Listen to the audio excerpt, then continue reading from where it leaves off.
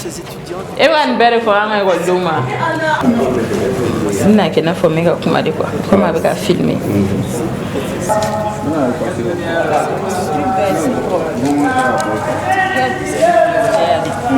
L'idée de créer des ateliers de peinture pour le Malien lambda est venue de ma propre histoire parce que moi-même j'ai découvert le métier de l'art à travers des ateliers de peinture. J'ai eu la chance de tomber sur un professeur de lycée qui avait beaucoup d'initiatives, qui avait créé des ateliers de jeux d'histoire dans mon école.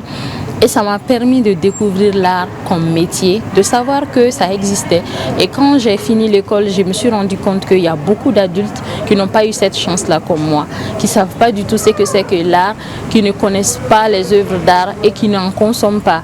Partant de son histoire et face à la difficulté pour certains artistes d'écouler leur œuvre, elle décide en 2017, à travers sa structure Agansi, de créer des ateliers pour le citoyen lambda. Objectif, faire aimer l'art pour ensuite le consommer. C'est un mythe qu'on a fait croire aux gens depuis très longtemps que l'art c'est réservé à des personnes qui sont différentes de nous, alors que ce n'est pas le cas. L'art c'est pour tout le monde. Tout le monde peut trouver son goût dans l'art. Mais le problème est qu'on ne connaît pas, on ne s'y intéresse pas, on n'est pas informé là-dessus. C'est pour cela que moi je me suis faite comme combat de sensibiliser, d'ouvrir les yeux de tout le monde sur l'art. Parce que tu ne peux pas consommer quelque chose que tu ne connais pas. Dans un milieu archi-dominé par les hommes, Massira se donne pour mission la promotion de la gente féminine au sein de ce secteur. Alors la femme dans ce métier, c'est un grand vide parce qu'il n'y a pas assez de femmes dans les métiers de l'art, ce qui est dommage.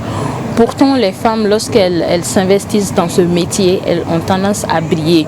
C'est pour dire qu'il y a un manque à gagner, il y a une place à occuper. Et donc moi, mon combat, c'est vraiment de former plus de jeunes filles à ce métier-là. De plus en plus dans mon atelier, dans ma galerie, j'organise des résidences dédiées aux femmes.